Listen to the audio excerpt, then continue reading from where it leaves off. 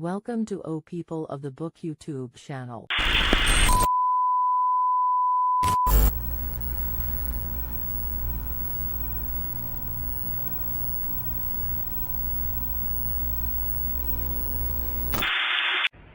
Allahu Akbar, Allahu Akbar. Allahu Akbar, Allahu Akbar.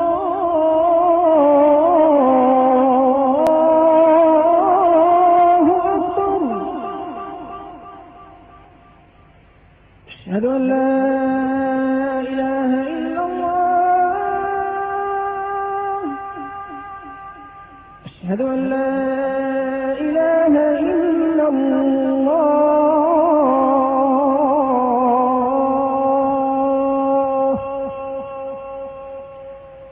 أشهد أن محمدا رسول الله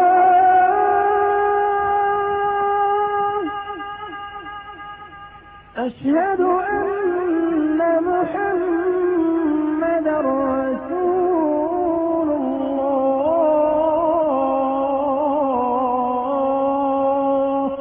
O People of the Book YouTube channel.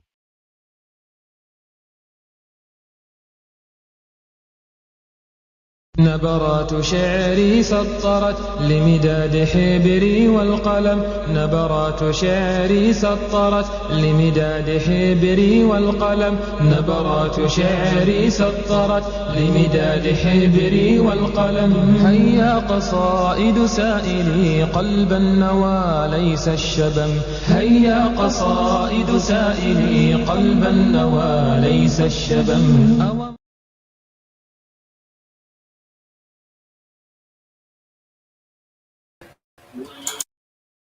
Bismillah, alhamdulillah, salatu wassalamu ala rasulullah. Let me just check if I'm going out, and then we can carry on, because as usual, sometimes I talk and I go on talking and it doesn't go out. And right, yeah, okay, right, it's right. I'm going out. Okay.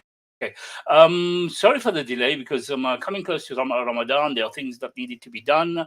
Here where I am, work timing is different, and Ramadan, everywhere is closed and everything. So there's times when you have to do everything before Ramadan comes in, and so anyway, so we're back with this week's from monogamy to polygamy, and this is part 6. And part 6, we're going to be talking about the female psyche. Okay, the female psyche, which I think we started a bit last week, but anyway, we'll probably go back onto it. Before we go there, let me remind you that you're watching O People of the Book, and please subscribe, like, and share. I didn't have the time to share it on Facebook and on Twitter and everything, so I hope the others are aware. Could probably do it now, actually. I could probably do it quickly, so if you just give me 2 minutes, I'll just copy and paste the link, and just copy and paste the link, and then we can get going. There are a few things we need to talk about today, quite a few issues. Before we actually get to the book itself, there are a few issues that I had prepared, but unfortunately, like I said, I'd been out, and I wasn't able to. I just got back, had to get the car washed, and had to go and do a few things. But anyway, we'll get back to that.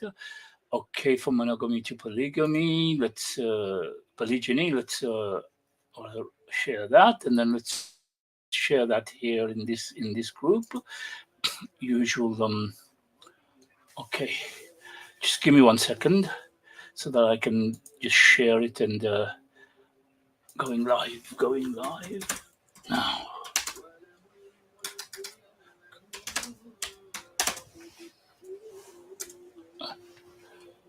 Okay. Going live now, inshallah, and we'll link that and we'll share it, and we'll move on. Okay, there was, like I said, there were a few things that I wanted to talk about today, and we'll probably go through it. Before we actually, before I actually tackle the book, there are certain issues that I like to go through. But anyway, so okay, we'll copy that and we'll put it here. Right. Usually, there's some groups in Facebook and some other some other places where I like to advertise, inform them in advance that the show is going to start. But unfortunately, like I said today, I got in late and I was unable to put it up. So just quickly just put it up now so those who want to attend. In the meantime, like I said, the Ramadan, the schedule will change. I'll probably be doing it in the morning in Ramadan, Saturday morning. Saturday morning I'll be doing it, and because obviously times have changed. People got Tarawih, people got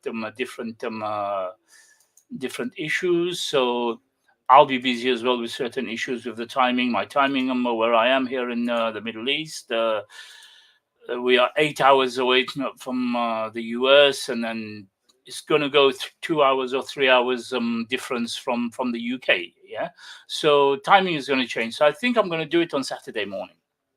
Okay. So anyway, a few things we need to talk about. Very, very important. Yeah.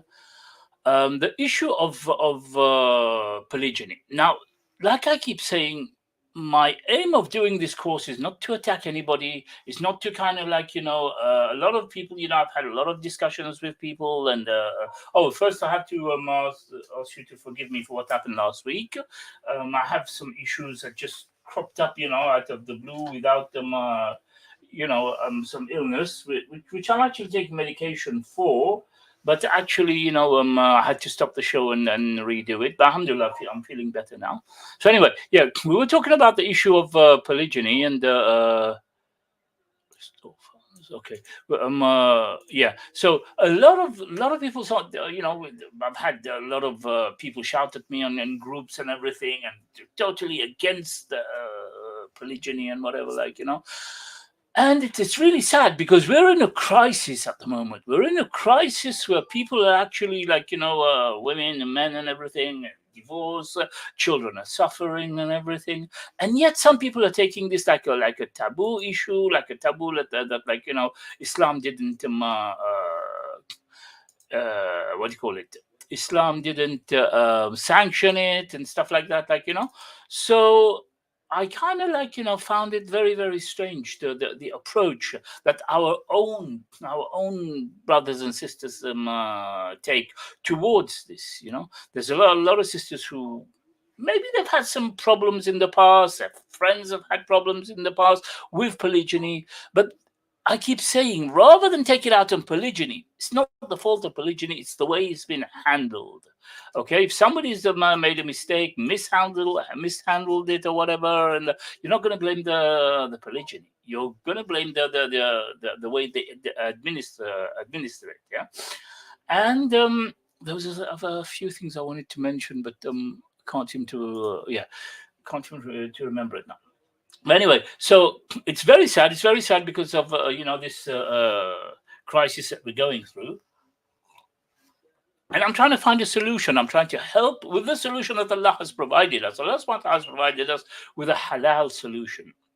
With a halal solution where we can actually fix this problem. But it seems that there are women who are actually very, very hard-headed because of the situation that we are in today. Degrees, education, and not wanting a man, and not wanting to get to have children, or they had children previously and then now they're divorced and they hate all men are the same, they don't want to know, this type of thing. So this is why I'm doing this to kind of raise awareness, to kind of help raise awareness and kind of help our sisters in that field to understand that this is a solution that Allah has provided for us, a solution that Allah has provided, and Allah is wise. Allah is wise, and He would not have provided something that was going to be oppressive to the woman. I always say this, yeah. He wouldn't have provided a solution which would have been oppressive to the woman, neither to the woman nor to the man. But the woman seems to have this thought in her mind that polygyny is actually sorry, let me connect this in. That polygyny is actually oppressive to the woman, which is very sad actually, very very sad, because we find that, like, okay, yeah, we find that, like, Allah Subhanahu wa Taala has given the woman through marriage a way to enter Jannah easily through marriage. Okay, we know there is hadith that says that if a husband is happy with his wife, Allah Subhanahu wa Taala is happy with her, and Allah Subhanahu wa Taala also tells the angels to be happy with her. So the angels go around and spread the word. Be happy with this woman because Allah Subhanahu wa Taala is happy with her. And also, there is also a hadith. I'm just quoting. I'm not actually referring to exactly what the reference of the hadith is, but you can go and check it out. I haven't had the time. I just came out and turned the computer on straight away. There's another hadith that explains that if a man calls his wife to his bed, obviously, whatever she's doing, she needs to drop that and please her husband. Now, the problem with a lot of sisters, they turn around and say, "Oh, men, all they know, all they want is sex and stuff like that." But if Allah Subhanahu wa Taala has given this permissibility to the men, I don't see why there should be a problem. Yeah, I don't see I don't see. It's really, it kind of bugs me that this is coming from Allah. Allah is giving the sister the open ticket to Jannah. All you have to do is obey your husband. Okay, obey your husband. He has to look after you. He will be the one who will be questioned on the day of Yawm al-Qiyamah. And all you have to do is to accept him. Oh yeah, the other hadith that I wanted to mention was where the Prophet ﷺ mentioned, if there was a possibility, if it was allowed to bow to somebody else, I would have asked the woman to bow to the husband. Again, I'm just paraphrasing it. We can find this hadith afterwards and put it there. But and he said, like, I would have allowed the woman to bow down to her husband, which means that being married, having a husband, obeying him is very, very important. Now, I don't see why so many women have an issue with these things. Okay, the fact that they would have to bow, they would have not bow down. I mean, sorry, obey their husband through obedience. Allah Subhanahu wa Taala is giving the woman the ticket to Jannah. Okay, your ticket to Jannah is that. Okay, and you want to close that ticket, you want to throw away that ticket to Jannah. All a woman has to do, even in polygamy as well, is to be patient. Don't fight, and be patient, and Allah Subhanahu wa Taala has promised you the Jannah through that way. And if the man does injustice, then he will be the one who will be questioned. He will be the one who on the day of Yawm al-Qiyamah will have to stand in front of Allah and answer a long questioning. He will have to answer.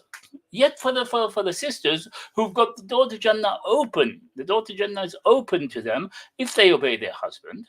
And obviously, if they don't refuse marriage, the Prophet ﷺ mentioned that when he went to Mi'raj, he saw so many women in the fire of hell because of their ingratitude, because of all that.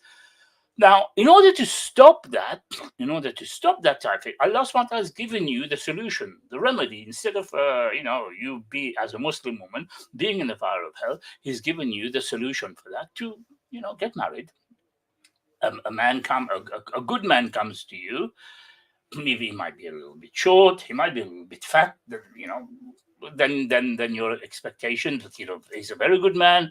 He practices his deen. He's he fears Allah. He's a student of knowledge. He's treated his family well, and we have no complaints about him. Brothers know him, and through brothers you can get references through brothers for him. Why do you have to refuse this man? Why would you have to refuse? Why do you have your expectations are so much that you have to refuse him, and then you end up not being married, and you end up not going through, not getting that ticket that Allah has promised you, that ticket of to Jannah. Because if your husband is pleased with you, obviously somebody is married to you, you will have to compete to make him be pleased with you.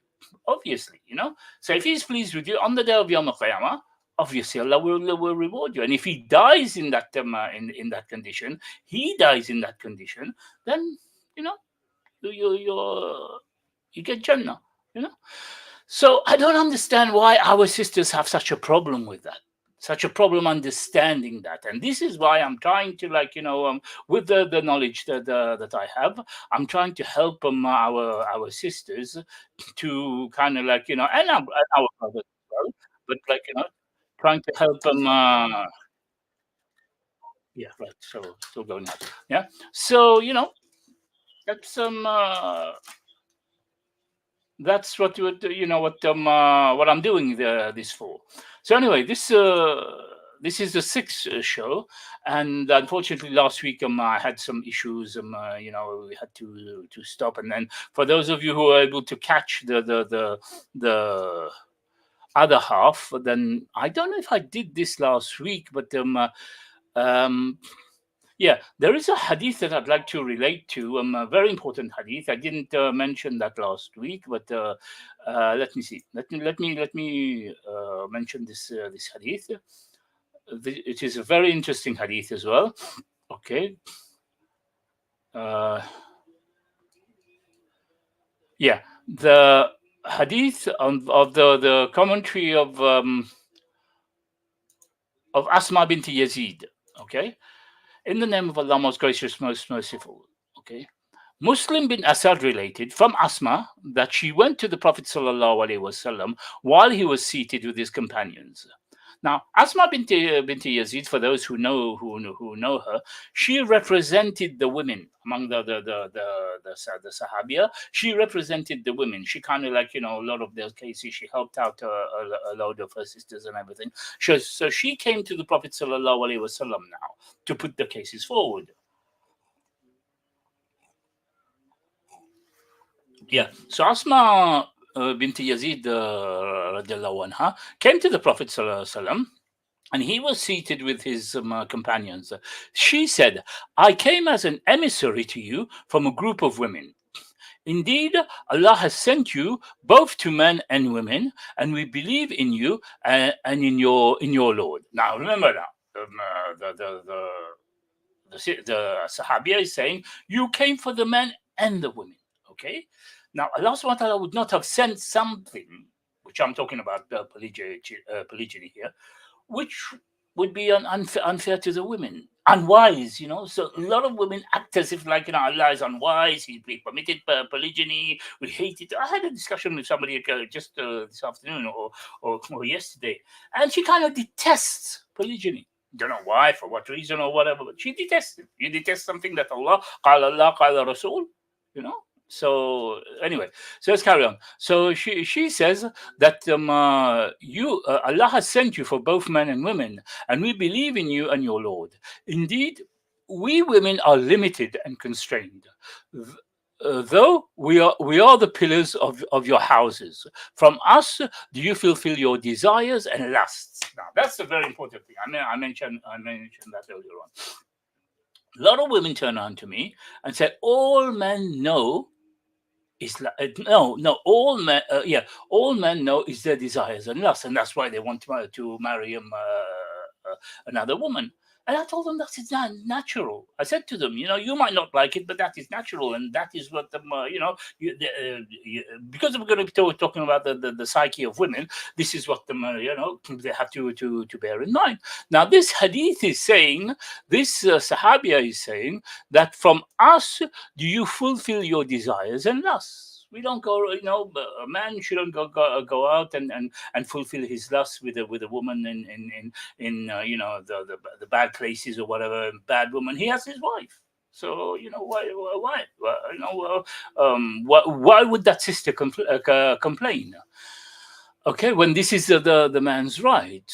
Okay, and we also carry your children. Indeed, you men have been favored over us by congregational prayer and by all the congregational prayers, by visiting the sick, by attending the funerals, by performing pilgrimage, a pilgrimage after pilgrimage, and better than all of that, jihad in the way of Allah when we go out to when jihad in the way of Allah, when men go out to perform Hajj, Umrah, or Jihad, we protect them their wealth, spin for them their garments, and raise for them their children.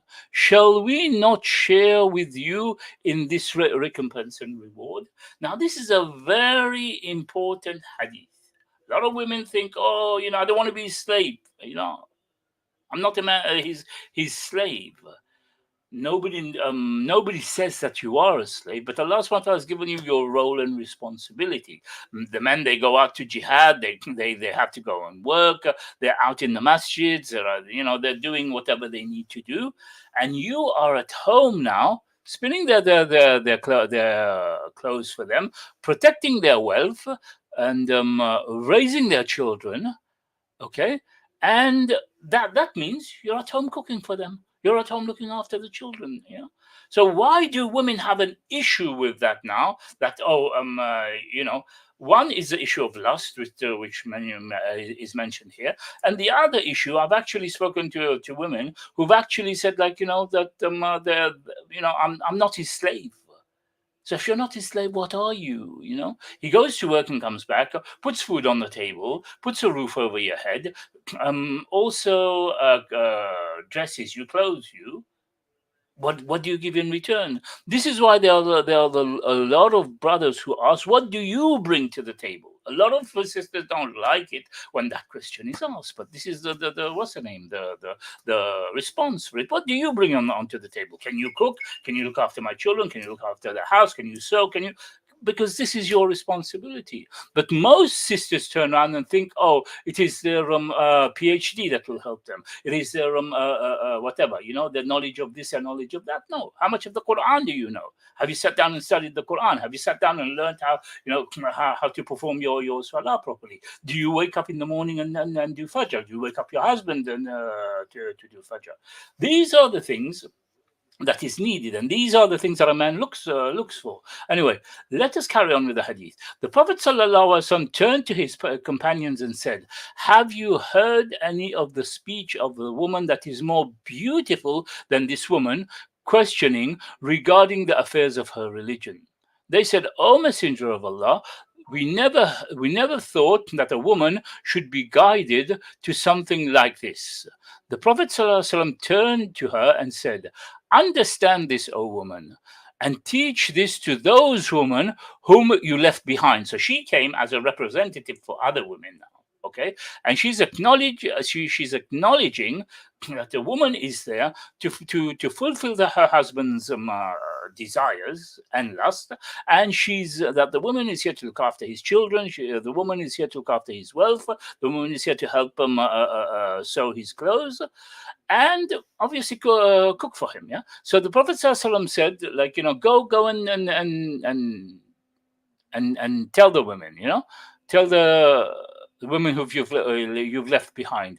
For a woman to be a good spouse to her husband, listen to this carefully now. For her to seek pleasure to seek his pleasure, for her to follow and cooperate with him, is equal to all the reward that the man get for their toils and deeds mentioned above. Okay, so he goes to jihad. He goes to work. He goes to Friday prayer. He goes to congregational prayers. She might not be going to. She's staying at home, looking after her children or whatever. Okay, and also what else? I mentioned funerals. He's going to funerals. He's going to visit the sick. Or he's going to pilgrimage after pilgrimage, Hajj and Umrah. One after the other, if he can. Obviously, we're talking about people who live in the Gulf here. The woman staying at home, fulfilling her husband's desires, cooking for him, sewing for him, looking after him, gets the equal reward of him doing all these good deeds. Okay, she left and making tahleel. That is, she was testifying none has the right to be worshipped but Allah. The Prophet ﷺ said, the Prophet ﷺ, may Allah exalt his mention and protect him from imperfection. So you see, this woman came now. This woman came to ask the Prophet ﷺ. So the sisters who are complaining that, like, they have to go out, they have to dress nicely, and all that stuff, like, not for their husband, but for other eyes or whatever, and yet their husbands maybe don't have a haq to that, or not privy to that. Yet this hadith is clear, and is telling you what is the role of the woman. And the Prophet ﷺ blessed her. The Prophet ﷺ was actually happy with her. Okay, so your door to Jannah is to accept a man who a good man who comes and asks for your hand in marriage, and to look after him, at the same time, to kind of, like, fulfill his desires. There's nothing that you're doing which is wrong in fulfilling your husband's desires. So I don't understand why a lot of women have issues with that. Oh, man, all they know they want is sex. Well, hadith here is clear. Okay, so we have to understand. We have to just understand this, and kind of, like, if you want Jannah, sisters, this is what Allah subhanahu wa ta'ala is asking. Something simple, much simple than the man. Look what the man would have to go through, and all you have to do is sami'na wa ta'ana. We heard and we obey. This is what the Sahabiya used to do. We heard and we obey. Today, rather than we heard, we obey. Today we hear and we argue, we fight. In the sisters of today, we heard, and we are going to question. We're going to, like, cause problems. And another thing as well that sisters must avoid.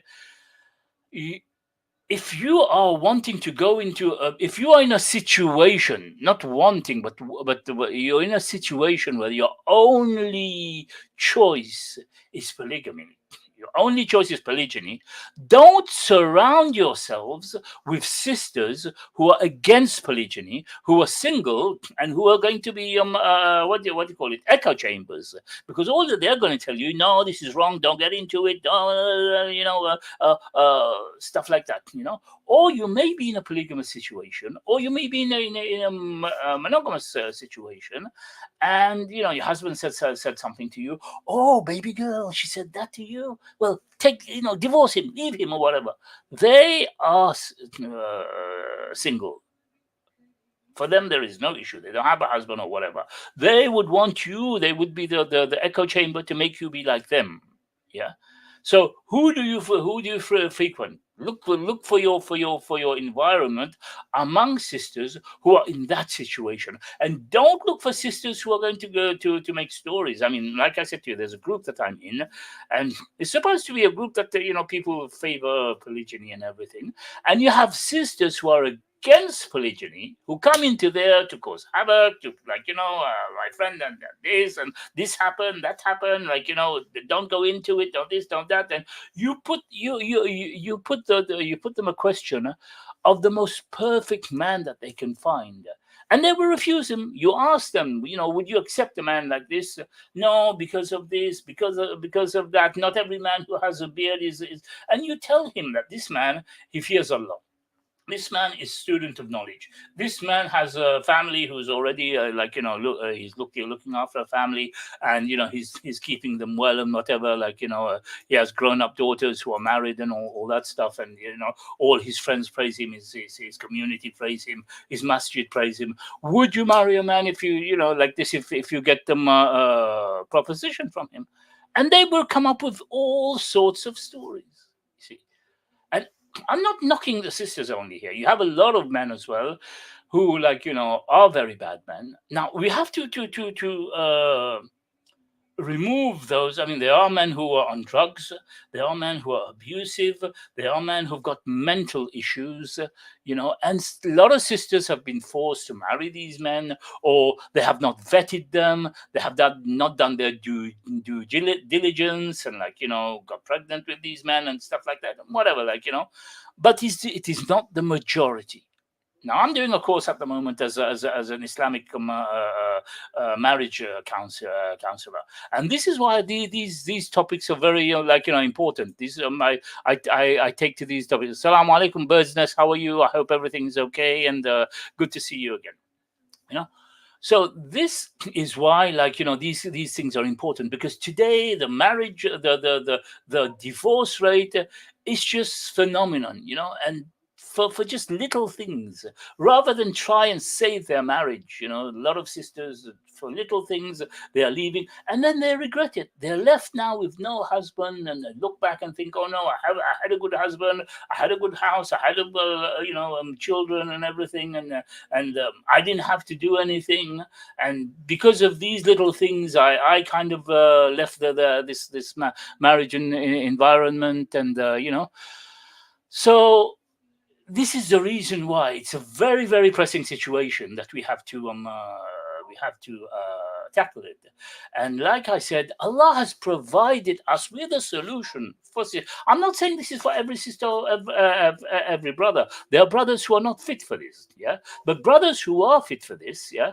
And your wife's stopping you. Your wife is, or your wife is going to make issues. The first wife is going to make issues. Second wife doesn't want to know. This.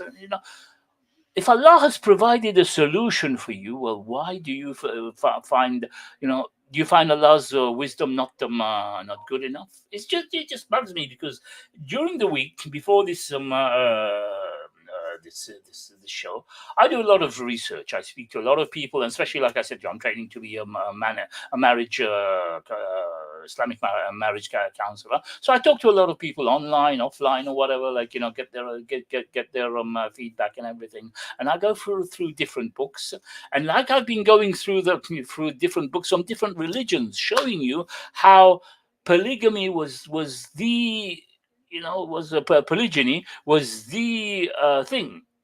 Later on in life is when they stopped it, because of this, because of that, or whatever. But it was the norm. Now we find that these people are accepting it as the norm. In Africa, if you go back, I didn't get the chance, like I said, I came directly to my computer from outside. I didn't get the chance to pull out these things.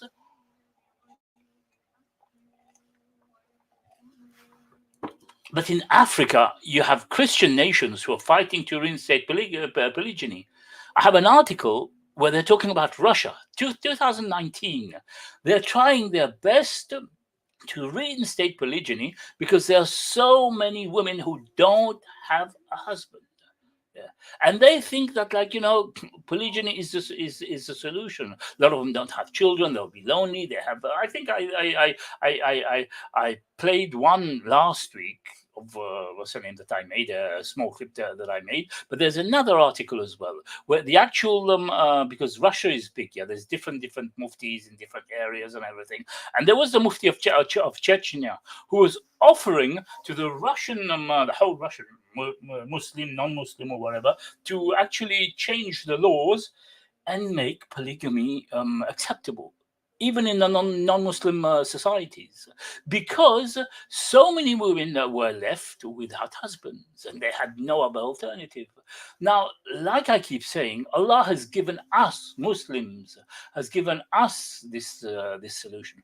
Why then do our sisters, make so much problems about it?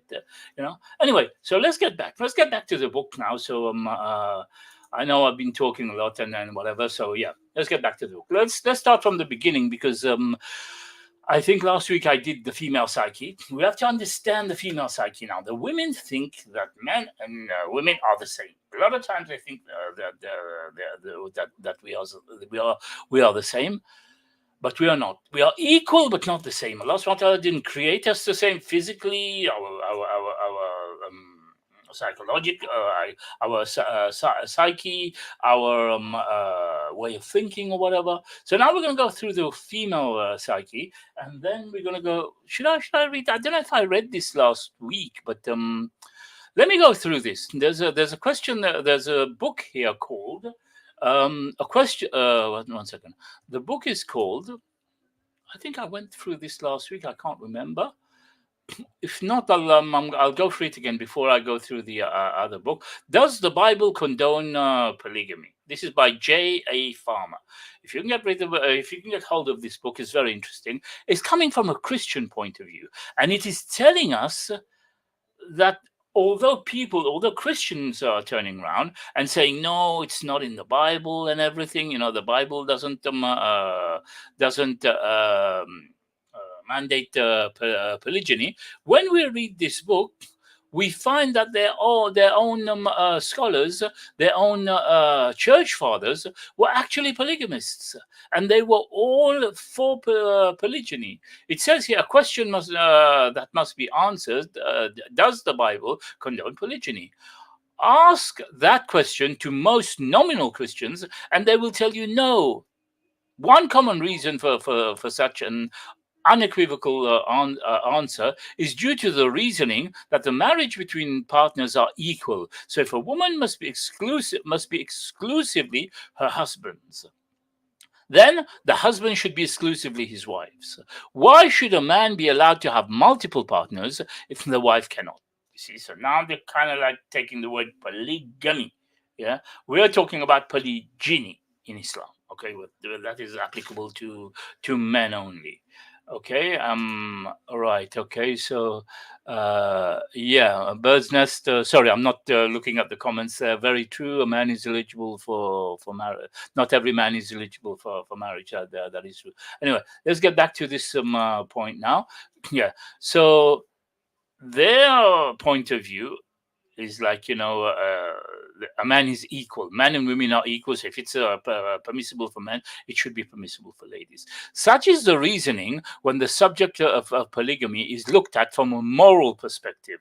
However, there is another total separate line of reasoning that is often overlooked, and that is related to worship. Now, Christian is saying this now, right? Not Muslim. Now, we may not consider worship as important to ourselves personally. In fact, we may have no interest in all the subject of worship. So please think of it this way. Some of the greatest discoveries known to mankind have come due to people looking where others have not looked, or simply for considering some problems from a different perspective. When we consider the subjects such as polygamy, or indeed in the other subject that relates to our senses of morality, it is not true that most will firstly consider from a personal moral perspective, and once a conclusion is reached, simply dismiss anything that is not aligned with our personal viewpoint.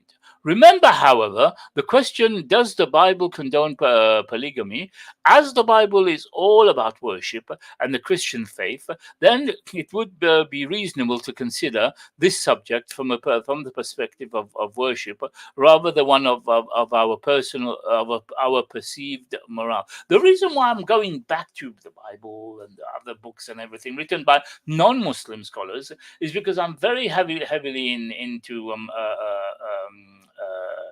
comparative religion. I discuss a lot with the non-Muslims, and among the Christians themselves, among the Muslims themselves, we have a lot of reverts. We have a lot of reverts who come to Islam, who are now at the point of coming to Islam, or we have some of them who are new to Islam, and they're kind of looking into it and not knowing the situation and thinking, like I said in the beginning, a lot of people told me, I want to come to Islam, but you men are allowed to marry for wives.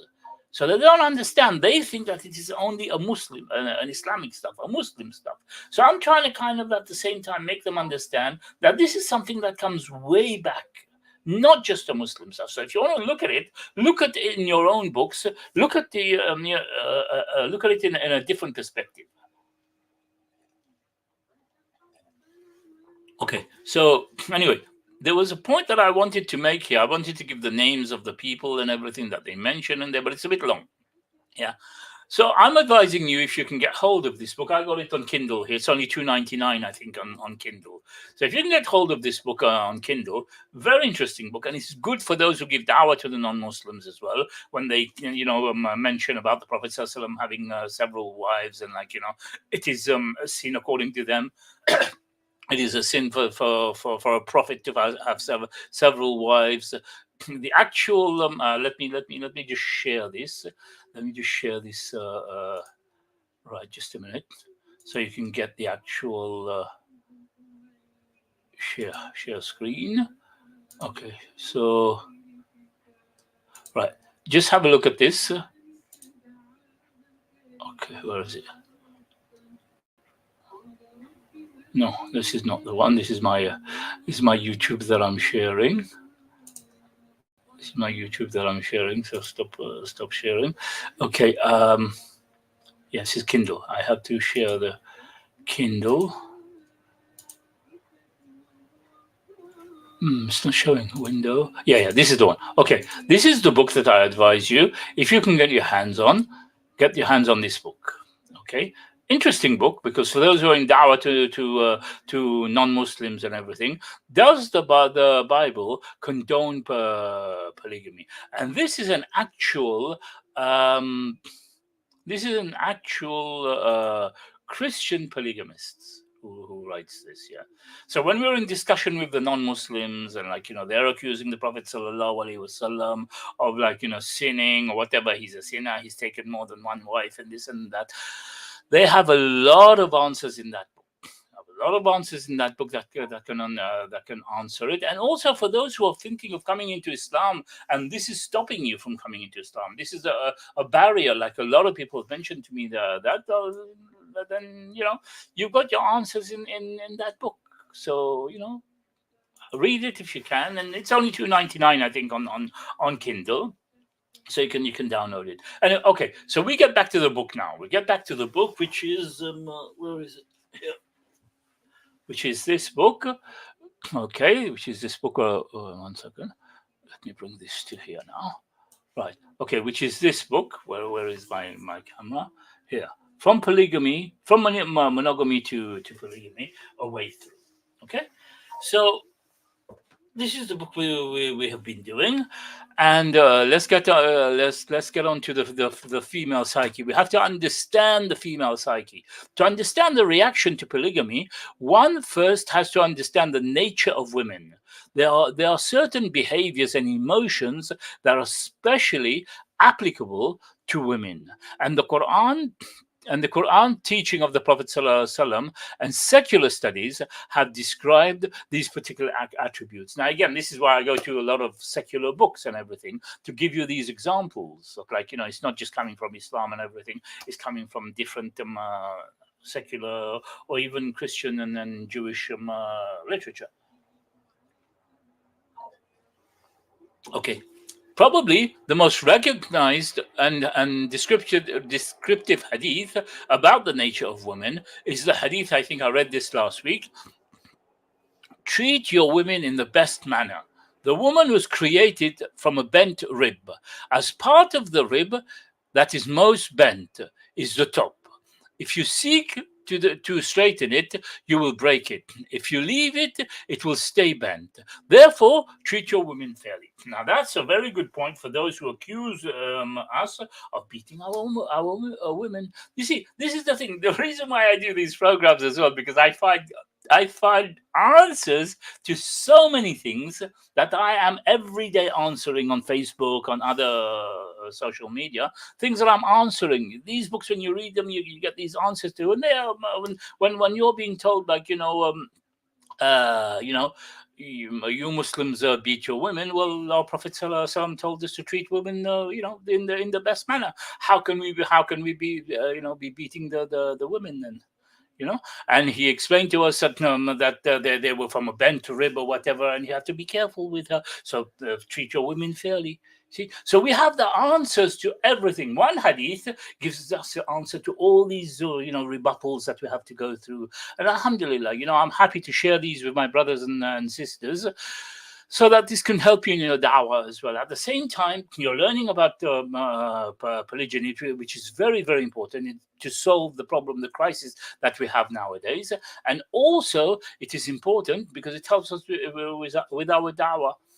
In regards to this hadith, Muhammad al-Jibali says the reference in this hadith to the ribs upper end seems to be the head. Now, obviously, when a woman enters into some marriage issue or especially polygyny, what is the first thing she do? She thinks, yeah. And sometimes when she thinks, it's kind of obviously coming from the head. There's all sorts of thoughts that come there, and then what happens? She talks. She says things. So it's coming from the head. Okay, it's coming from the head. She thinks and she talks, and many times fighting and shouting and then stuff like that. Yeah. So, which houses major human faculties, seeing and hearing, and the tongue that performs the speaking.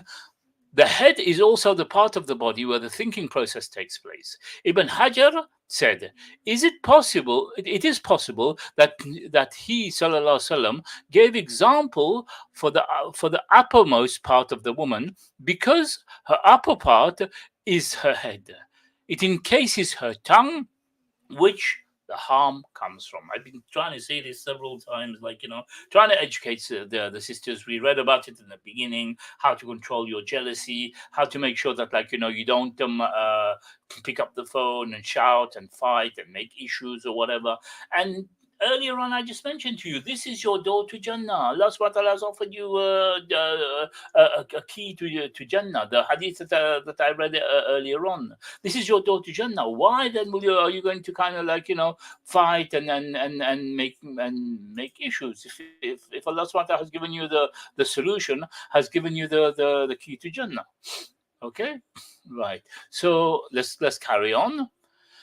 This means that the differences between the men and the women is mostly in their different approach to dealing with issues that require thinking, the way they perceive things, and the way they emotionally react by laughing, cursing, and crying under different circumstances. Okay, so the man has been given a responsibility. He's been given a task by Allah subhanahu wa ta'ala, because Allah subhanahu wa ta'ala made him slightly more powerful, slightly more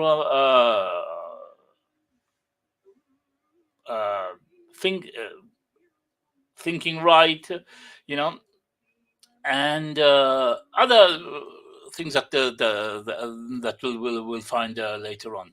Okay, the Quran says, Bismillahir Rahmanir Rahim, "O you who believe, when you deal with each other in transactions involving future obligations in a fixed period of time, and get two witnesses out of your own men, if there are not two men, then a woman and a man and two women, such as you choose for witnesses, so that if one of them errs, the others can remind her."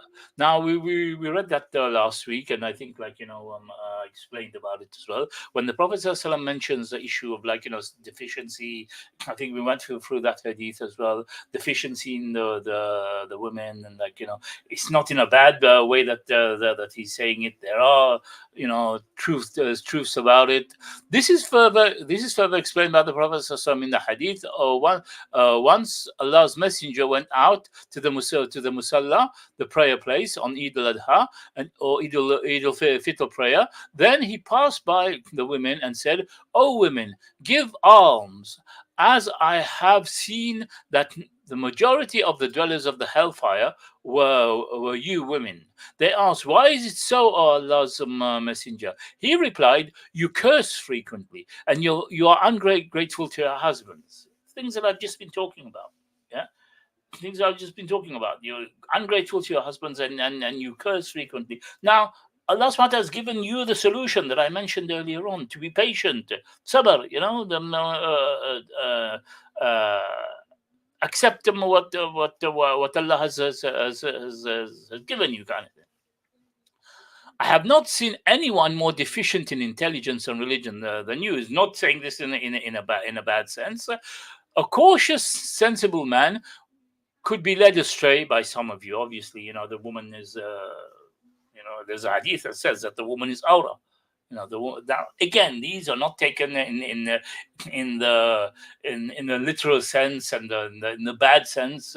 You find some people may be upset with what I'm saying, but these are hadith and that, Anyway, so the woman asks, "O Messenger of Allah, what is the deficiency in our intelligence?" Now, this is again answering these people who just pick this and post it on Facebook or whatever, saying that our Prophet ﷺ said that women are deficient in their mind, they're deficient in their religion.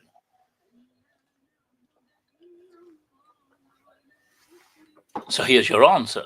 Okay, he said, "Is there not evidence that two women equal to the witness of one man?" They replied in the affirmative.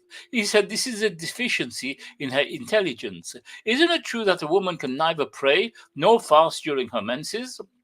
The women replied in the affirmative. He said, "This is the deficiency in her religion." Also, the Prophet ﷺ said, "A people that choose a woman as their leader will not succeed." I think I read all this last week anyway. I can't remember where I got to. I should have noted. The above sayings more understandable when we look at the physical and psychological changes that occur in a woman due to a range of different things. Now, obviously, when a woman goes through her menstrual cycle, pregnancy, menopause, infertility, miscarriage, obviously her psyche changes. Yeah, her psyche changes. So the Prophet ﷺ is not saying this in a bad sense here. Islam is not saying this in a bad sense. If we look at a woman when she's in her menses, she's moody, and sometimes, even when she's pregnant, even when she's pregnant, you'll find that there's certain times that she's down, she's low, she's not accepting many things, and so again, it's not. And from the bad that the Prophet ﷺ says that this is the menstrual cycle causes physical and emotional changes in a woman before and during the menstruation. Physical symptoms include bloating, fatigue, headache, cramps, backache, and sore breasts. Okay. Emotional symptoms include irritability, depression, tension, anxiety, insecurity, lethargy, loneliness, tearfulness, and change in the mood. Now, obviously, if you're taking two witnesses now, I mean, you took one witness, one woman witness, one male witness, and the woman is going through some of these issues there now. Yeah. Not saying bad about the woman, but if she's going through one of these issues, and it causes her to forget. It causes her, she's ratty. She's moody or whatever. So this is why a second woman is brought there to kind of tell her, Akil, wa alaikum salam wa rahmatullahi wa barakatuh. Welcome to the show, and I hope you benefit from this. So this is why another woman is brought with her to actually help her, because in case she forgets. Prophet ﷺ is not saying this in a bad sense, like the non-Muslims like to post, that your Prophet says that women are what do you call it, deficient mentally or whatever. Here's the explanation for it. As much as 80% of women experience some of these symptoms, approximately 40% of them are sustainably disturbed by them, and approximately 10% are seriously disabled as a result of them. Pregnancy causes psychological changes, including prenatal depression and postnatal depression, both of which can cause drowsiness, memory loss, anxiety, and irritability. Now, just imagine having a transaction. You're doing a transaction, something, and you bring on one woman, you bring one man, one woman. That woman is pregnant. Okay, that woman is pregnant, and you've got some papers to sign, or you have to remember certain things, and she's forgotten. It's not her fault. She's pregnant now. She's going through memory loss. She's going through psychological problems or whatever, like, prenatal depression. Now, you cannot just take that woman's word. So that's why the hadith mentions that there need to be a second woman with her. So two women for one man. There's nothing wrong with that. It explains why. It explains this hadith clearly now. Anybody can understand this.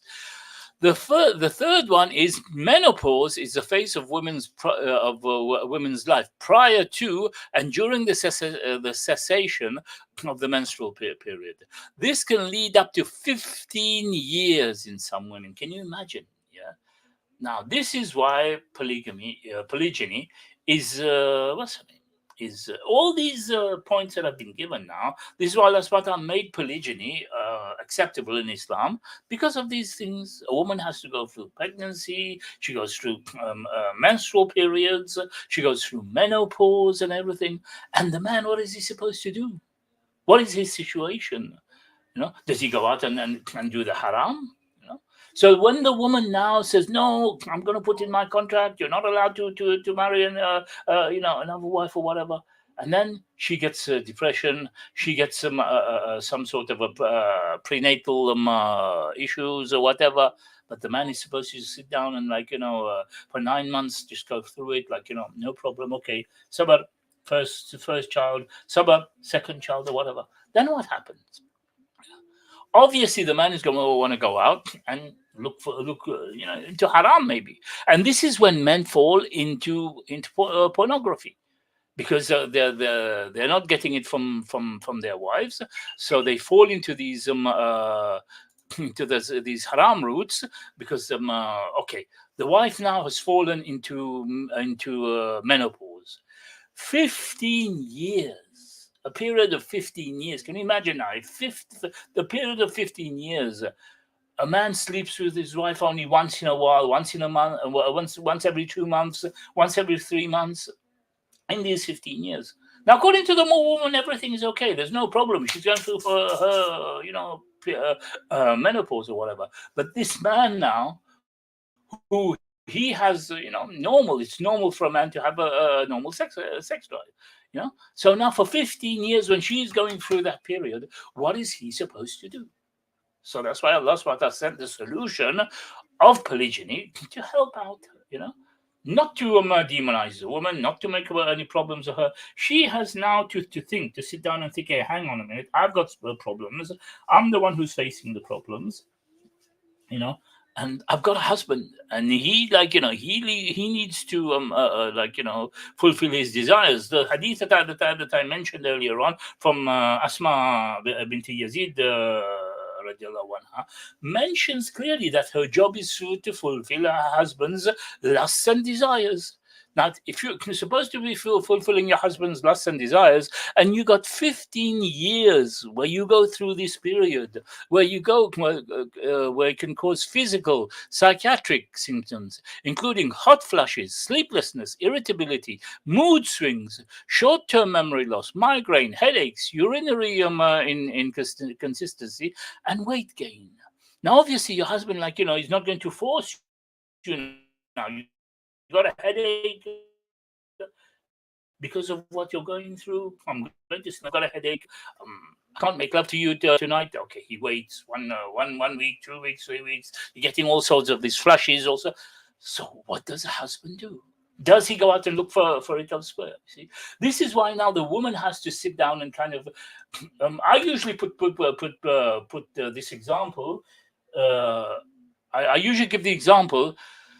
If you go out and you find a cat, or you've got a pet bird or a pet cat or whatever, and you brought the pet bird into the house, or the pet cat into the house, and you don't feed it, you don't feed it, and also you've locked all the doors. You don't let the cat out to go and look for food elsewhere. What's going to happen? of course there's going to be issues. The cat's going to eat whatever getting in the house, and jump into the cupboards. Try and find them something like for it to be able to eat, because you've brought that animal into the house now. You see, so you know. So same thing now that we're talking about is this issue now of a woman, like who is going through a certain period. This can last up to 15 years. So it can be 5 years, 6 years, 10 years, 8 years or whatever, where this man is going through the problem, and you still don't want him to take another wife. You still make issues. You still threaten divorce.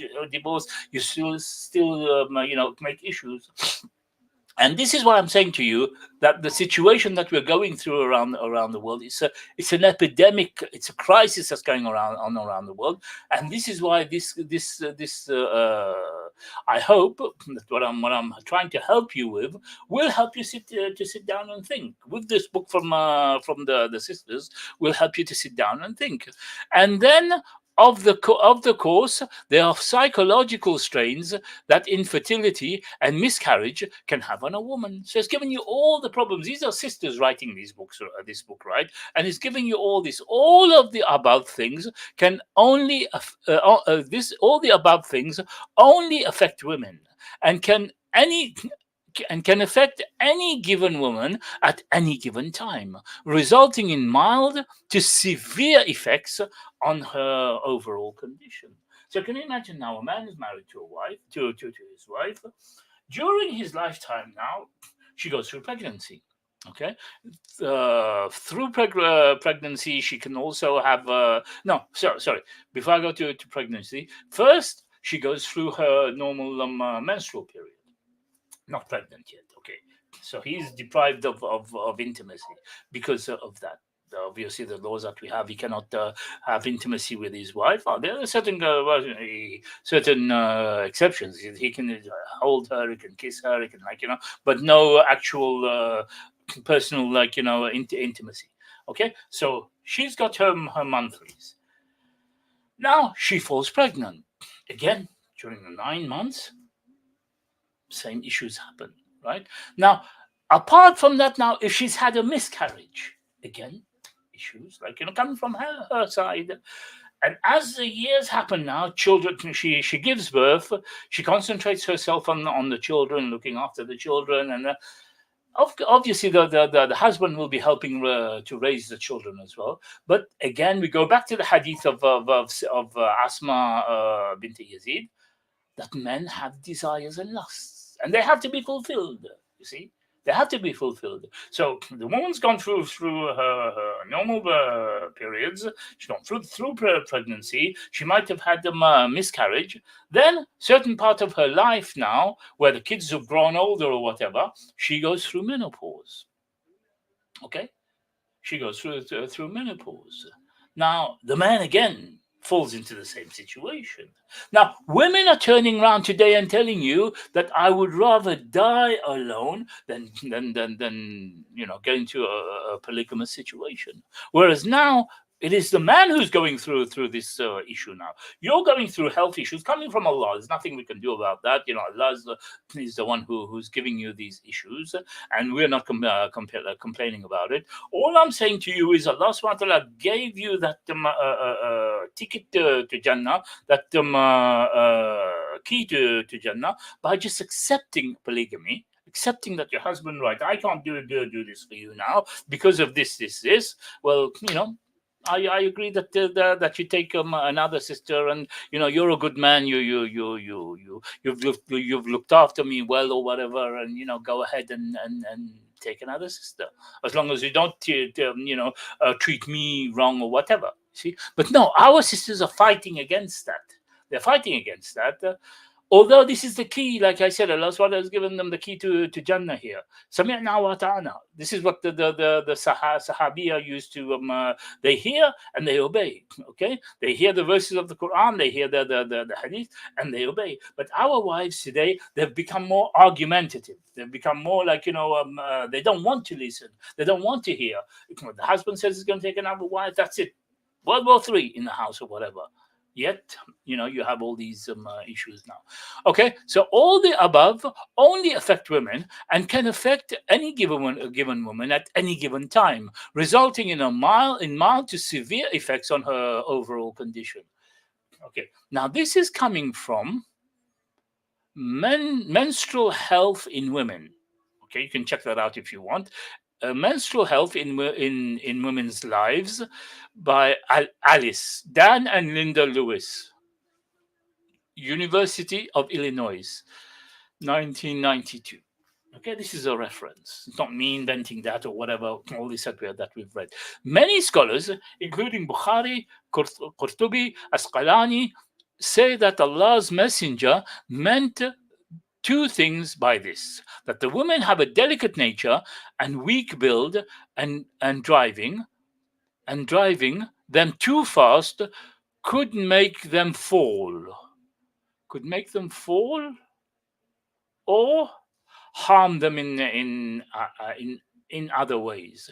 The women have an emotional nature that are thus easy to be moved by singing or poetry, which could affect their hearts and bring fitna to them. Okay, he's talking about flirting, obviously. Like, if you sing to a woman, you make poetry about her, it could captivate her heart. Okay, so these are very important issues. I think I reached there last week. This is where I reached last week. Anyway, we're at the 1.5 mark here. Please subscribe, like, and share to others as well. This is teaching on polygyny. And if you have any questions, please, feel free to put them in the comments. We'll talk about them. We'll address them. I mean, I'm not talking about coming and declaring war on me, because this is more I'm reading from the books. But if you have any issues, I'm a student of knowledge. I've sat down at the feet of scholars, and this is why I find that it is my duty to share what I know with them, with my brothers and sisters. Okay, so so please share, subscribe, and share, and also I hope you're benefiting from this. Okay, so now we've reached at another place in the Quran. Allah says, Bismillah ar-Rahman ar-Rahim, men are the protectors and maintainers of women, because Allah has given them one more strength, one more strength than the other. Okay, and because they support them from their means. Now, the norm was supposed to be that a woman doesn't go out to work. The norm was supposed to be that the woman doesn't go and take PhDs and whatever, and she's got no. It was supposed to be the norm in the world, the whole world, not just Islamically. Okay, that the woman, she needs education. She needs to study. She needs to, because she's the one who's raising our children, but to a certain level. And then she gets married, and the man marries her, protects her, supports her. And this is what this verse is saying. So, and they support them from their means, from what the man is earning. He supports his wife. His responsibility is to put a roof over her head, to clothe her and feed her, the same way that he's doing for himself. Now, another point I wanted to mention, yes, that I forgot. When a lot of sisters complain that I'm not his slave or whatever to cook for him, don't you cook for yourselves? If you have children or whatever, just say you've married a man and he's agreed to take on your children. Okay, no, aren't you going to cook for your children, or are you just going to leave the children like this? And so if you're cooking for you and you're cooking for the children, what's wrong with cooking for your husband? Are you being a slave by cooking for your husband in that case? Because obviously you'll be cooking for yourself and your children. So I find that very strange that many women can also. There's another important thing. There is no obligation on a man to when he marries a woman to bring her a housemaid. In the Gulf here where I am, it is the norm that every house has a housemaid, and the kids are born with silver spoons in their mouths. They don't even lift up a spoon or two to eat themselves. And this is why a lot of marriages fell, because the expectations are very high. Expectations are very high. The man has to get a maid for her, has to get a driver for her, take her from one spot to another. Even if she knows how to drive, a lot of times she knows how to drive, but she's not going to go out them alone. Driver takes her, drops her here and everywhere, So expectations have become very high, and if the man cannot fulfill, then the marriages break, which is very, very sad. Very, very sad. Okay, so yeah, so it says here that because they support them from their means, therefore the righteous women are devoutly obedient and guard in their husband's absence what Allah has Allah would have them guard. Now we take this and we put together the hadith of Asma bint Yazid radiallahu anha, and we see they correlate. Okay, they correlate. This is a Quran and the hadith correlate. Okay, the woman, she has to be devoutly obedient. She has to obey her husband. Sami'na wa ta'ana. Okay, we hear and we obey. Okay, that's what the Sahabiya used to do. The woman has to be devoutly obedient and guard in her husband's absence what Allah would have them guard. Okay, this is Surah. This is one second. Yeah, this is Surah Nisa, verse 34. Okay, so 110. Okay, we still got some time. We go through. In explanation of this hadith, Hafiz Salahuddin Yusuf said, according to this hadith, women and their beauty are the greatest and most dangerous mischief for men. So we're talking of the hadith above. Yeah, the women have an emotional nature and are thus easy moved by singing and poetry, which affect their hearts and brings them to fitna. So this is what he's talking about now, that women have their beauty and greatest and most dangerous mischief for men. Like the Prophet ﷺ said, I'm leaving you with the biggest fitna to Nisa. Okay, this fact can be verified by observation. Women have women have an undeniable ability to sway the hearts of the man and easily lead them astray. With her emotions and her sex appeal, she can make a man act in disobedience to Allah. Continuing, the Prophet ﷺ said, fear Allah with regard to women because they are captives of you. Captives of you obviously means that, you look at the woman, a man, this is the way a man was made. Women have to understand that. Women have to understand that when they say that we are the same, and men, all you like is sex. This is how Allah created men. This is how Allah created man. And when he looks at a woman, obviously he has to look down. He has to look down. The first look is accepted. After that, he's committing sin. But it says here clearly that fear Allah with regard to the woman because they are captives of you. And it says here they can lead men astray with their sex appeal. Yeah, the situation of a Muslim woman towards her husband is like voluntary captivity. Voluntary captivity. This is what the book is saying about the situation of a Muslim woman towards her husband. Voluntary captivity. This is because she must restrict her obedience and service to her husband. Yeah? I hope sisters understand that now. Those sisters who are complaining, about the man, about he's too. He's too controlling, he's too controlling, he's this, he's that, and, complaining about the obedience to the husband. So sorry, I'm just turning off my tablet. Yeah. I turned on the tablet and I was going to make reference from there, but I actually made the reference from my Kindle.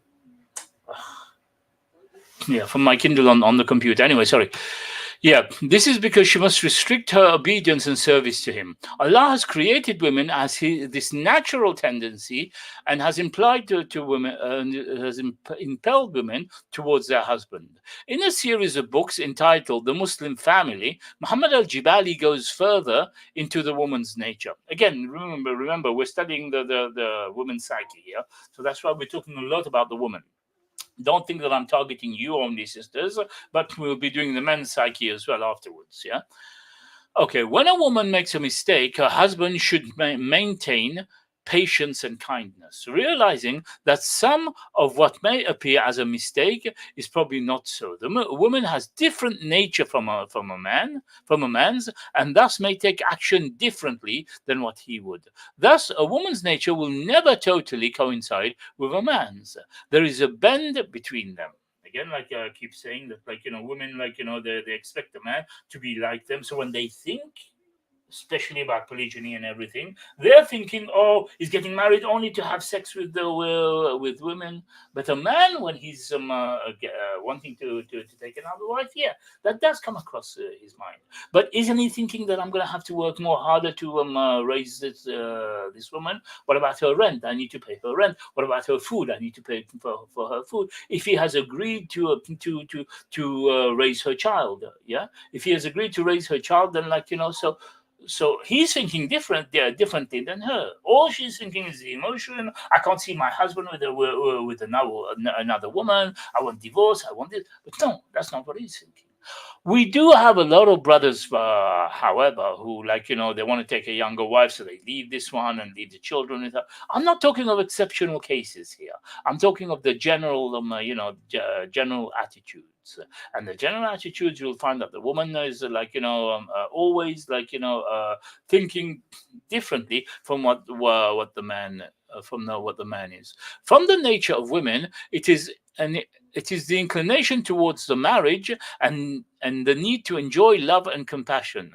We can see from the very creation of women, Allah has said in the Quran, and Bismillah ar-Rahman ar-Rahim, and among his signs is he created for you wives from amongst yourselves, that you may find tranquility in them. Very very interesting, actually, because there are a lot of men, when you talk about marriage, you talk about the polygamy and polygyny and everything. Oh, one wife is a headache. She doesn't have to be a headache. Allah didn't create her to be a headache. Allah created her to be tranquility for you. Yeah, interesting. Yeah, created her to be tranquility for you, to be peace for you. You come from work, your wife is not working, she's at home all day, and the place is a mess. What have you been doing all day? You don't work. You're at home. What have you been doing all day? But if you come home, and beautiful smile on her face, your wife is ready for you, as she knows that, like, you've had a hard day's work. She's available. She's made herself available for you. Yeah, you've had a hard day's work. You can smell nice food. The house is clean. The children are, whatever. If there is children or there isn't, So, it's tranquility. Your home is tranquility. Okay, Ibn Kathir said regarding the verse, meaning he created females of your own kind to be wives for you. Okay, that's what's her name? What Ibn Kathir says about this. So we understand how the psyche is different now. We shouldn't be comparing, like, men and women as if they are equal. Allah subhanahu wa ta'ala also said, referring to Adam and Hawa, radiallahu anhum, not radiallahu anhum, alayhim salam. Bismillah ar-Rahman ar-Rahim. It is he who created you from a single person, and he has created from him his wife, in order that he might enjoy the pleasure of living with her. Okay, wife should be a pleasure. She shouldn't be a headache. She shouldn't be, like, all the time shouting. She shouldn't be all the time making issues.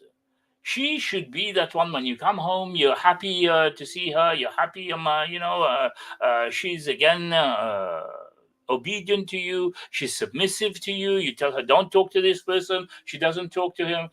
She doesn't have social media. You tell her not to have social media. She gets off social media. She doesn't annoy your parents or whatever. Now, if you get into polygyny, and that wife is bickering with the other wife, fighting with the other wife, they should kind of like be part of the family. One wife should be helping the other one.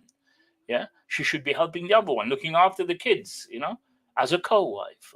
Look after the kids, go and pick them up from school. If one of them is ill, go and pick them up from school, drop them off. If one of them is maybe learning Quran or whatever, going to study Quran all day, she's not here. Oh, the other one, no problem. I'll look after your kids for you. You don't need to pay for a housemaid or whatever. This is the way it should be. Marriage is so much a part of nature of women that as seen, it is even part of the reason why Allah created women. See, the reason why Allah created women was actually for marriage. Yeah.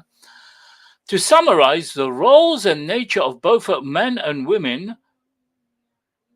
To summarize the roles and natures of both men and women, we quote here from Bilal Phillips from his tafsir of Surah Hujurat. May Allah bless Dr. Bilal. He was my teacher, and I got a lot of knowledge from him. I sat at his feet for almost 6 years, alhamdulillah, and may Allah bless him and give him Jannah. All his books that he's written. And for those of you who want to learn Islam, those of you who are new to Islam, he's got his international online university. And the courses are very cheap on there. And I understand that he's even got a free diploma in Islam, a short diploma, but I think it's a free diploma in Islam. So check that, IOU. Yeah, and I'm not just saying that, but he was my teacher, and alhamdulillah, I have big respect for him. So in his book of Surat Hujurat, he mentions, in identifying man's beginning as a product of a male and female, and not dust from which Adam was made, or Adam from whom Hawa was made, referring to the verse, "O mankind, verily we have made you from a male or female," which is verse 13 of Surat Araf. No, sorry. Verse 13. Allah also lays emphasis on the complementary roles of male and females in relation to human society. Each has a distinct and unique role, and each has been endowed with physical and psychological gifts suitable for fulfilling their respective roles. I think in the beginning I mentioned it, not beginning of this course, but the beginning of the Dr. Bilal's book that I did. That Islam is based on roles and responsibilities. Okay, and each one has got their role, their rights, their roles, and then their responsibilities. And we must, whether it's in one marriage, whether it's in polygyny, whether it's in whatever. This is the roles of that Allah has given us. But carry on. Hence, from an Islamic point of view, the Western concept of a woman's liberation and unisex are to a large degree despised, because they upset all natural balance laid down by Allah.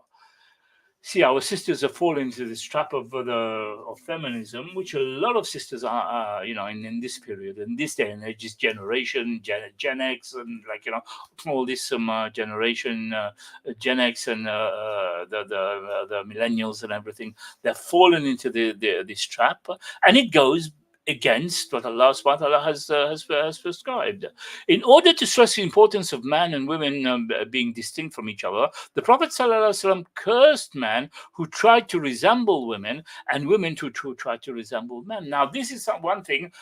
From the beginning, I had intended to talk about this in the start, but like I said, I was out and preparing for Ramadan, and I came and straight away turned on the computer and didn't have the time to plan this. Today, what is happening, the emasculation of men. Men have been made weak. Men don't have the power anymore. Women has been given power, and it's going to get worse. Women are going to be given much more power, and men are going to be made them, less powerful and everything, switching the roles completely. And the problem is the men of today are actually happy with that, happy with not having to take responsibility, happy with not them not getting married, most of them, because marriage results to responsibility. Yeah. So men are been given the roles of women, and women have been given the roles of men, and they're trying to resemble one another, dress like each other and everything. And the hadith says that cursed are the men who try to resemble women, and the women who try to resemble men. And like I said, it's going to get worse. So we have to prepare ourselves. Those of us who are who are aware of this have to be careful, have to watch out. Islam is not against equal pay for equal work, but it is against the trend among many advocates for women's liberation towards hating men while trying to be like them. We hear this all the time. Men are trash. All men are the same. Men, all they want is sex and stuff like that. You hear that all day, and especially if you're in the groups where I'm in, trying to interact with people and get people's feedbacks and posting certain things and everything. And you should hear the things that come up from Muslim sisters. Yeah, majority of them are Muslim, or some of them are new Muslim or whatever. But however, anyway. We'll do this. We'll do this page, and then we'll finish. We'll finish on page 75. Okay. Then we'll start page 76 next session. From an Islamic perspective, true equality of men and women lies in their equal responsibility to worship Allah, as He commanded. Like I mentioned before, in Allah's eyes, we are equal, but we are not the same. We don't have the same body, we don't have the same mind and everything. And we have to take that out of our minds, that we are totally equal. Okay? Allah, as He has commanded them, and in their accountability for all that was entrusted to them in this life. Thus, their differences their differences are complementary and not antagonistic. As the Prophet ﷺ put it, every one of you is like a shepherd, and each one is responsible for his flock. A leader of a people is a shepherd, and he's responsible for them. A man is like a shepherd over his family and responsible for his flock. A woman is like a shepherdess over her husband's house, and she's responsible for it. You see? So we all have rights and responsibilities. Again, I'd like to remind you, please, we've got only a few minutes to go now before we finish. So just reminding you to like and subscribe and share. Very, very important. This is very important. Everyone needs to know about this. People who want to get married, people who are already married, people who are in one marriage and wanting to get into polygyny. It's something very important, especially with the case that is going on around us at the moment, the crisis that is going on around us. A lot of people might not think about it. A lot of the women are sitting down there thinking, there's no crisis, while they're bringing their sisters, taking their sisters out of wanting to go into polygyny and making them single by the things they're saying to them, and and a lot of them are going to die without having been married. Okay. Today, most secular studies focus on trying to prove that differences between men and women are learned behaviors as a result of cultural forces. The studies that tackle the actual and entirety of differences between men and women acknowledge that gender differences are too extensive and in broad range to be the sole result of cultural forces. As one study states, males and females have different structures, resulting in distinguishable temperamental behavior and emotional patterns. The few brief studies and books and websites that deal with the entire differences between women and men have generally agreed that the following emotions and behaviors are specific to women. Okay, because of this, now I'll have to go through these differences. So I'll go through this page, and then we'll finish on this. Okay, okay. All right. Number one, women value love, communication, beauty, and relationship. Okay, that's number one. Women keep score by counting all gifts equally, regardless of their size. This is the psyche of women we're talking about. Yeah, maybe some may be different here and there or whatever, depending on the women. Women need to feel cared for. Okay, and these are the reasons as well that polygamy was not for women. Polyandry was not for women. Women need their men to show interest in their feelings and heartfelt concern for their well-being. Women need to feel women need to feel heard and understood. Number six, women need to feel that their husband's devoted to them and that he thinks they are special. Okay, so if you have a woman who enters into a polygamous marriage, that she has four husbands, then, like, obviously it's going to be a problem, because she's going to need to feel that her husband is devoted to her and that he thinks that she's special. So you have four people, like, four men thinking that she's special. This is answering the question that usually the ladies raise, that, like, if a man can take four wives, why can't the woman? All the answers are there. Number seven, women need reassurance, repeated demonstrations of his caring, respect, and validation, and devotion. This is why you see a lot of women go onto social media and put their pictures on social media. They don't care about all these men who are on social media. All they need is validation, that the man say, "Oh, you're so beautiful, you're so," they just need that validation, that demonstration, like, the man care, that reassurance. I'm talking of women who are not married here, yeah. But a woman who's married, she needs this from her husband. Okay, she needs all these from her husband. But other women are otherwise. You will see them out there, like, seeking attention and everything. This is part of her psyche. Women build intimacy through emotional closeness. Okay, there's a saying that says that man give love to get sex, and women give sex to get love. Okay, so women build intimacy through emotional closeness. Women, number nine, women use conversation to build relationships. Number 10, women fear abandonment. Okay, and number 11, women seek connectedness.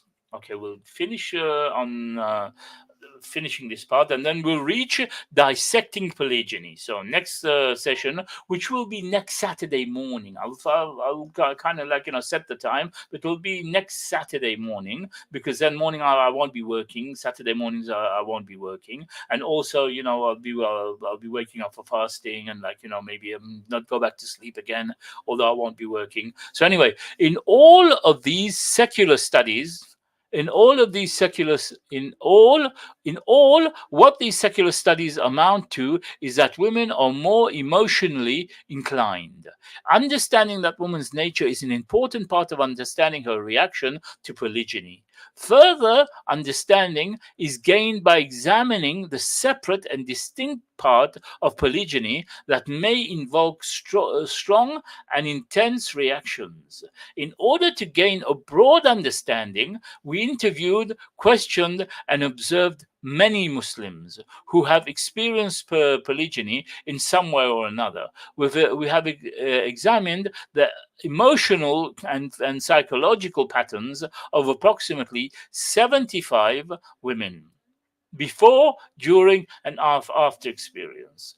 Based on the data we collected, we have found that the average woman experiences a similar pattern of emotional response and change. What follows are the results of our research. So next week, I will move to the actual result of their research. Okay. So I hope this has been beneficial to you. If there's anything that I've said that is actually, like, wrong, and I've I've made a mistake or whatever, may Allah forgive me. I'm weak. I'm human, and I'm a student of knowledge. I'm not a sheikh or whatever. I'm trying to help my brothers and sisters out, and I'm also training to be a marriage consultant so that I can help my brothers and sisters out, falling into this trap that we have, that this crisis that we have. So whatever I've said, if there's anything that I've said that is wrong, may Allah forgive me. And anything good that you got from this is from Allah. Okay, so I will see you again next week, and you have a Ramadan Mubarak, and we will be meeting in Ramadan, inshallah, next Saturday morning instead of evening. We'll be meeting there next Saturday. I'll be advertising it. Okay. سبحانك اللهم وبحمدك أشهد أن لا إله إلا أنت أستغفرك وأتوب إليك سبحان ربك بالعزة عما يصفون وسلام على المرسلين والحمد لله رب العالمين. السلام عليكم ورحمة الله وبركاته, and Ramadan Mubarak to everybody.